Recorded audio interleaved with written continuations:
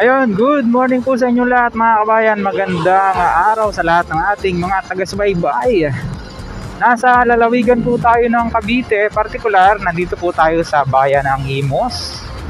Tinatahak po natin itong nakago tayo mga iha.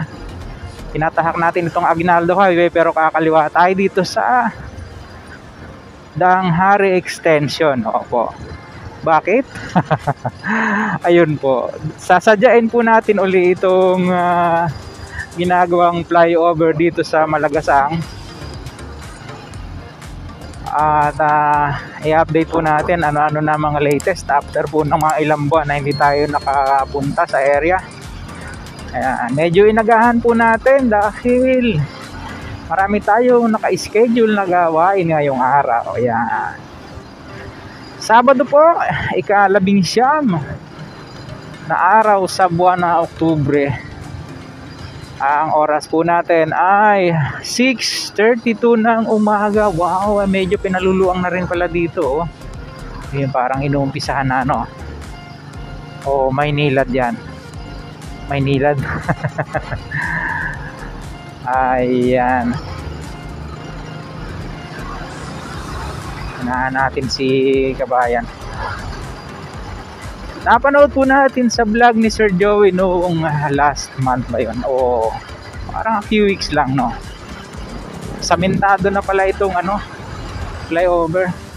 Ay nagkaroon ulit tayo ng pagkakataon na mabalikan, kaya naririto po tayo sa area para i-update po sa inyo yung mga latest development po dito sa Cavite area. Halina po kayo at sama-sama nating alamin kung ano-anong mga latest development. Saka one way pa rin po ba? Ang alam natin kasi one way ito papasok doon sa Gentry, no? Sa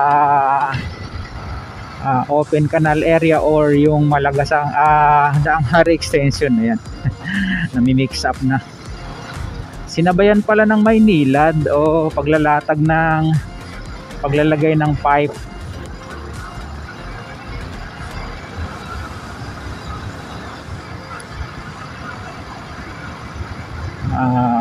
Welcome barangay Barangay Malagasang. Ayan. Malagasang 1, 2, 3. Malagasang 2C. Nandito na diba, no? Ayan.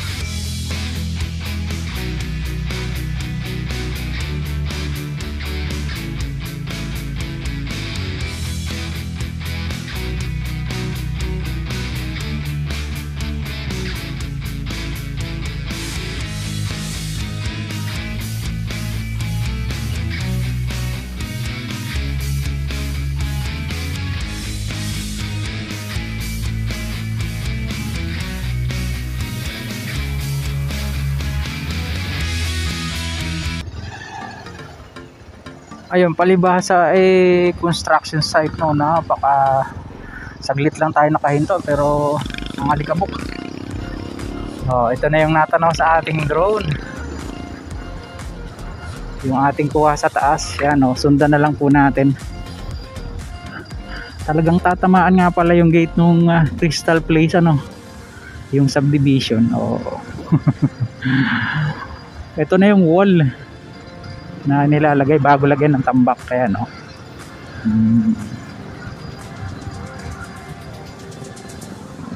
medyo masikip dito pagka rush hour. Medyo maswerte tayo dahil maaga-aga pa, wala pang gaanong traffic. Nakita po natin sementado na at 2 lanes yan sa lubungan sa taas para yung wala namang transaksyon na dito sa Malagasang ay dyan na sa taas daraan. So tsaga-tsaga lang mga kabayan, yung mga taga rito tsaga-tsaga lang po, malapit na rin namang matapos yan. Nakita nyo naman yung progress at yun nga, confirm one way pa rin papasok. So yung mga manggagaling ng Gentry, meron po kayong dadaanan dyan na mga alternate route palabas po ng Aguinaldo Highway. Yan.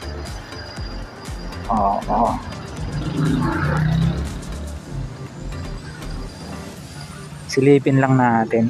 Sementado na yung karugtong 2 lanes siya magkabila.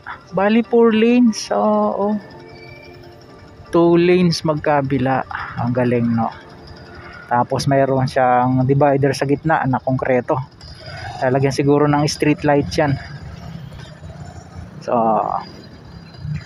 ayun, hanggang dito na lang muna yung pong ating maiksing update sa inyo dito sa Malagasang flyover. At diretsuhin po natin itong Daang Hari extension or yung open canal. At susunod naman natin yung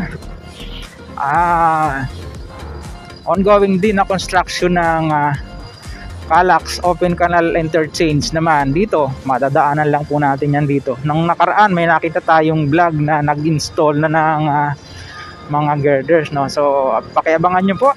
So sunod na natin. Samantala sa mga ngayon lang po napagawi sa ating munting channel, huwag nyo pong kalimutang mag-like at mag-subscribe. Pakipindot po ang notification bell para lagi po tayong updated anytime na mag-upload po tayo ng video. At kung muli si Kabayang Alex, lagi nagpapaalala, lagi po tayong manalangin at pagpasalamat sa Diyos. See you po in my next vlog, God willing. Hasta la, bye bye.